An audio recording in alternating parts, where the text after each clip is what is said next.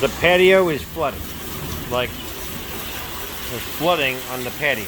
And like, our patio doesn't usually flood, you know.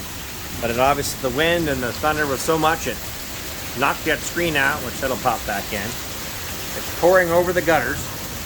It might be clogged, but I think probably it's just a lot of rain. Pouring over that gutter too there. How is that? The patio gets some, mist blowing in through the screens, but not flooded like that. So, it's like standing water.